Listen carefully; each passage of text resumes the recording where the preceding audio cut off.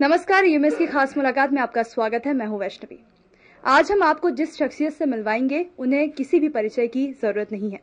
आप मध्य प्रदेश के प्रदेश कांग्रेस प्रदेश अध्यक्ष हैं कांतिलाल भूरिया जी आज हमारे साथ हैं। आइए हम इनसे जानेंगे कि 2013 विधानसभा चुनाव को लेकर किस तरह की तैयारियां हैं। 2013 का चुनाव नवंबर में आ रहा है, उसको लेकर हमारी तैयारियां अच्छी चल रही है और हम लोग सब मिलके और कई प्रोग्राम बना के हमने अब शुरू से, जब से हमारे नेता श्रीमती सोनिया गांधी जी ने मुझे जवाबदारी सौंपी, तब से लगातार हम 50 जिले का हमने कई बड़े बड़े कार्यक्रम किए हैं और भारतीय जनता पार्टी के जो झूठे आश्वासन प्रदेशी जनता को दिए उसको भी हमने उजागर किया है। हमने धरना दिया, प्रदर्शन किया, बिजली को लेकर, सड़क को लेकर, आपके भ्रष्टाचार के लिए, खनिज माफिया के खिलाफ और बाकी दूसरे महिलाओं के ऊपर अत्याचार हुआ उसकी बात को लेकर और कुपोषण से बच्चे मरे उसके बारे में लेकर, क्योंकि पैसे सरकार ने दिया मगर कागज के ऊपर उन्होंने खर्चा बता के और भ्रष्टाचार जबरदस्त किया है। खनिज के मामले में आप देखें तो आपके कर्नाटक से सबसे बड़ा घपला मध्य प्रदेश में है। वो सारी चीजें आज सामने उजागर हो रही है और केंद्र का पैसा आ रहा है, उसका भ्रष्टाचार हुआ। ये सारी चीजें लेकर हम जगह जगह जा रहे हैं। अब हम संभागीय स्तर पर हम सम्मेलन करना शुरू कर दिए। वहां पे काफी संख्या में लोग आ रहे हैं। जैसे कल विदिशा में मीटिंग थी, 1 लाख के अंदर लोग आए थे। 1 लाख लोग से अंदर आए और उन्होंने सारे अपना आक्रोश जबरदस्त है। किसान परेशान है। अभी ओलावृष्टि हुई, वहां पर सरकार अभी बेखबर होकर बैठी है और उसका ना कोई कारण, जबकि उन्हें तत्काल उसकी सर्वे हो जाए, सर्वे करने के जिनका नुकसान उनकी भरपाई करें। और भारत सरकार ने प्राकृतिक आपदा के नाम से पैसा पहले से राज्य सरकार के पास जमा है, उन पैसों को तत्काल बांटना शुरू करना चाहिए। मैं भी कई जगह जा रहा हूं और वहां पे किसानों के बीच में जाके कहेंगे उनको पूरा उनको नुकसानी मिले। ये हमारी पूरी कोशिश रहेगी। मध्य प्रदेश सरकार ने काफी सारी घोषणाएं की है और बार बार कांग्रेस के द्वारा कहा जा रहा है कि उसका इम्प्लीमेशन नहीं हो पाया है, तो उसके बारे में आप क्या कहेंगे?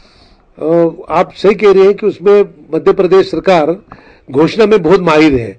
इसलिए भारतीय जनता पार्टी के रघुनंदन शर्मा ने ही खुद ने कहा कि ये मुख्यमंत्री घोषणावीर है। ये घोषणा करते पर आज से पूरे समय में मुख्यमंत्री कार्यकाल में 8,000 घोषणाएं की है। 8,000 में से 2,500-3,000 घोषणाएं पूरी हुई, बाकी घोषणा सब वैसी पड़ी है। तो ये घोषणा करते, काम कुछ नहीं हो पा रहा। भ्रष्टाचार को लेकर भी कई बार कांग्रेस ने उजागर किए हैं, काफी सारे मामले सामने लाए हैं, तो उसको लेकर अब किस तरह की रणनीति है आगे? अब उसमें भ्रष्टाचार तो बहुत हुआ है, हर कदम पे भ्रष्टाचार हुआ और भ्रष्टाचार से मालामाल। और उससे ताजा उदाहरण आप देखें कि जितने भी छापे पड़े हैं, ये कितने पैसे निकले। चपरासी के घर में 10 करोड़ से लेकर बड़े अधिकारी आईएएस तक 350 करोड़ तक का भ्रष्टाचार का पैसा निकला है। अब ये पैसा योजनाओं का पैसा, गांव के विकास के लिए पैसा आया था, उसमें पूरा भ्रष्टाचार हुआ और सरकार मौन है, क्योंकि उसमें सभी भागीदारी है। अगर मंत्री के अगर छापा पड़े तो फिर तो उसका जखीरा निकले नोटों का। यह हालत आज मध्य प्रदेश सरकार में है।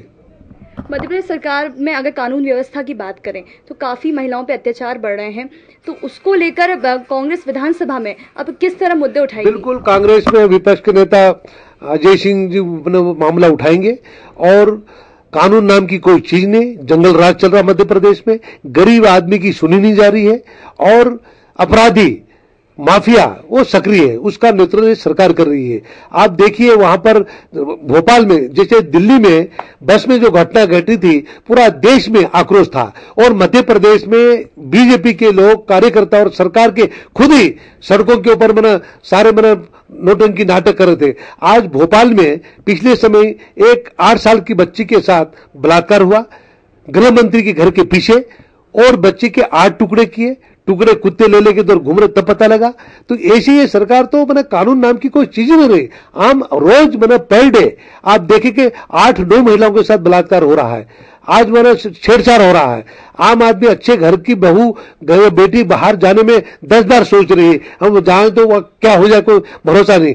तो सरकार नाम की कोई चीज नहीं है और सरकार और गुंडों को पूरा संरक्षण दे रही है। आज मध्य प्रदेश में बलात्कारी 450 बलात्कारी घूम रहे, उनको पकड़ नहीं रही है। तो ये हालत आज मध्य प्रदेश में है, तो आम आदमी त्रस्त है इस सरकार से। अगर मध्य प्रदेश में कांग्रेस की बात करें तो ये देखने में आ रहा है कि अलग अलग सूबों में बढ़ गई है, तो क्या कांग्रेस की कमजोरी का ये कारण है? कांग्रेस अलग अलग सूबे में नहीं बैठी, कांग्रेस एक ही मंच पे एक है, क्योंकि कांग्रेस में एक नेता सोनिया गांधी जी, राहुल गांधी जी हमारे हैं। उनके नेतृत्व में ही सारे नेता से लेकर कार्यकर्ता विश्वास करके हम लोग एक मंच पे काम कर रहे हैं, और उसी बात को लेकर हम आज मध्य प्रदेश में भारतीय जनता पार्टी को बेनकाब करने में हम लोग सफल हो रहे हैं। आप अभी दिल्ली गए थे राहुल जी से मिलने, तो वहां पर चुनाव को टिकटों को लेकर कुछ चर्चा हुई थी, तो क्या चुनाव से पहले 2-3 उम्मीदवारों के नाम सामने आएंगे? उसमें राहुल जी ने तो कांग्रेस पार्टी को कैसे मजबूत करें वो बात लेके बात हुई है, और आगे हमारी क्या रणनीति रहेगी उसके बारे में बात हुई है। और बाकी ये भी हमने कहा कि हमारे जो चुनाव में कम से कम हमने 3 महीने पहले उम्मीदवार को डिक्लेयर कर दें, ताकि वो अपने क्षेत्र में लोगों के बीच में जाए, समझे, कुछ छोटे मोटे विवाद हो उसको निपटाने में लगे। तो इस बात को राहुल जी ने कहा ठीक इस मामले पर विचार करेंगे, निश्चित कोई गाइडलाइन बनाएंगे और उसके मुताबिक प्रदेश कांग्रेस कमेटी को सारा हम लोग निर्देश देंगे, ये राहुल जी ने कहा। इस बात को समझा, आम आदमी ने कहा कि हमें समय पहले ये डिक्लेयर करने से, क्योंकि उम्मीदवार को भी आसानी हो जाए, मतदाता भी समझने में समय के आधार पे हो जाए, ये सारी चीजें हुई है। तो निश्चित ही इस तरफ हम लोग प्रयास कर रहे हैं कि समय सीमा के अंदर ही काम हो जाए। अभी असलम जी का यहीं पे 18 तारीख को जिस दिन विदिशा में सम्मेलन था, वहाँ असलम शेर खान का यहाँ पर भी सम्मेलन था, तो एक ही समय में 2 जगहों पे कांग्रेस के सम्मेलन होने से ऐसा नहीं लग रहा है कि हमारा जो सम्मेलन था, हमने पहले से हम तो डिक्लेयर करते हैं 10 दिन 15 दिन पहले, वो सम्मेलन पहले से था। सम्मेलन संभाग का सम्मेलन हमने विदिशा में रखा और वो सफल हुआ। 1 लाख के अंदर पब्लिक आई, और मतलब भाजपा के खिलाफ, मतलब सुषमा स्वराज जी का क्षेत्र है, वहां पे सम्मेलन हुआ है।